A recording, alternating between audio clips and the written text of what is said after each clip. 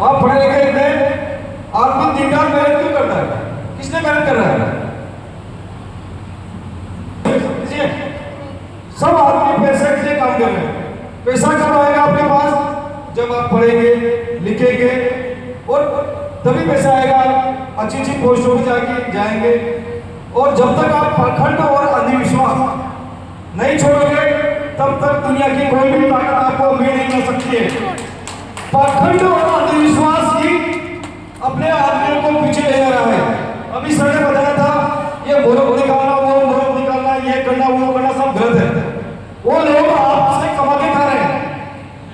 वो लोग आपसे कमा के खा रहे हैं।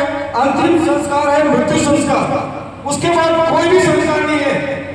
न तो मौसम का संस्कार है, न गंगोट का संस्कार है। लोग परंतु अभी समस्या विकट है कि लोग अपने परिवार के बहुत ज्यादा दबाव बनाते हैं। अभी मेरे पर दबाव बनाया, सब ये होता है, दबाव बनाते हैं, उसमें फिजूल खर्ची होती है। बोले वो तो पैसा छोड़ दे। अरे पैसा छोड़ दे इसका मतलब वो पैसा हमारे विकास में काम देगा, हमारे बच्चों में काम देगा, हमारे वो कुछ आगे बढ़ने के लिए काम देगा। आपको पैसा छोड़ दिया इसका मतलब ये थोड़ी ना उसको लौटा दो। अभी हमने कपड़े नहीं पहनाने वाली बात करी है। अभी हमने प्रोग्राम किया था कंपोज का, तो हमने किसको कपड़े भी दिए। वो एक कपड़े इधर से आएंगे, वो कपड़े उधर से आएंगे और वो कपड़ा किसको कोई काम नहीं आता। मैं आप सब समाज के आदमी हुए, मैं आप सबसे निवेदन करता हूँ कि आप किसके प्रोग्राम में चाहिए, होश में चाहिए या किसी से मिलने को चाहिए, एक लिफाफा ले जाइए आपकी श्रद्धा के अनुसार। चाहे 50 रुपए का लिफाफा हो, चाहे 100 रुपए का, 500 का, जो आपकी श्रद्धा हो। उसके प्रोग्राम में चाहिए वो लिफाफा दीजिए उसको, वो पैसे आपके उसके काम आएंगे, वही आगे बढ़ाएंगे। वो 5 रुपए का 10 रुपए का टवाल लेके जाते हैं, वो किसके काम आता है और कोई मतलब नहीं उससे। अब मैं आता हूँ बच्चों को अपना लक्ष्य बनाना चाहिए। आप बस में बैठ के आए तो जैसे आप बस में बैठे तो कंडक्टर ने से आपसे पूछा आप कहाँ जाएंगे? पूछा नहीं पूछा मन मर्जी से ऐसी सोच और ऐसे विचार मत रखो। कंडक्टर ने आपसे पूछा कि मेरे को बेगू जाना है तो आपको बेगू उतार दिया उसने। इसी तरह आप जिंदगी का सफर तय करो, पढ़ाई करो तो आपको मालूम होना चाहिए कि मुझे क्या करना है जिंदगी में। ग्रेट एम, एक महान लक्ष्य होना चाहिए आदमी का। न किसी से कमजोर न किसी से ज्यादा समझना चाहिए। जब तक आपके पास कोई लक्ष्य नहीं होगा, टारगेट नहीं होगा, तब तक आप जिंदगी में कुछ भी अचीव नहीं कर सकते। एक टारगेट होना चाहिए, जिंदगी का एक लक्ष्य होना चाहिए और उसके बाद लक्ष्य बनाने के बाद उसके लिए सारा एक्वायर्ड नॉलेज, उसके बारे में सारा नॉलेज अब्दुल कलाम साहब ने कहा ग्रेट होना चाहिए और लक्ष्य होना चाहिए। और उसके बाद आपको क्या करना है?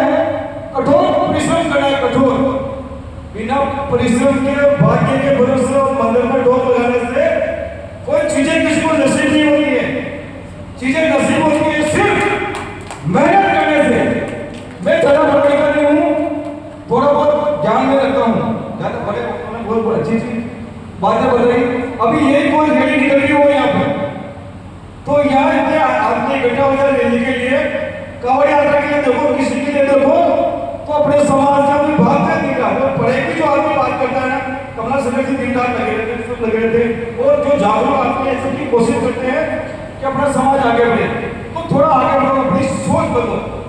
अभी आप दिन रात सपने देखते हैं, किसी ने हीरा जोहर का सपना है, किसी को हीरा जोहर का सपना देखा आपने? किसने इतनी मान शक्ति बेटी हीरा जोहर को सपने में देखा आपने? आया क्या? बहुत सारे सपने आते हैं सबको।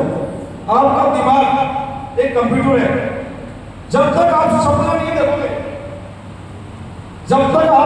नहीं देखोगे, आपका हकीकत में चेंज नहीं होगा। जो आदमी सपने देखता है वो निश्चित रूप से पूरे होते हैं और वो मूर्ख लोग हैं जो कहते हैं कि सपने देखना बेकार है। जब तक आपका दिमाग काम नहीं करेगा, जब तक आप सपना नहीं देखोगे ना, तब तक जिंदगी में कुछ भी नहीं है। तो पाखंड थोड़ा खत्म करना पड़ेगा और पढ़ना पड़ेगा। If can do I can do. अगर ये बच्चा कर सकते हैं तो तुम क्यों नहीं कर सकते हो? एक आदमी कर सकता है तो दूसरा क्यों नहीं कर सकता? आप सब देखते हैं क्रिकेट 50 साल लगे क्रिकेट के इतिहास में, डबल सेंचुरी नहीं लगी किसी से। 2963 वनडे लगे, उसके बाद भी डबल सेंचुरी लगी।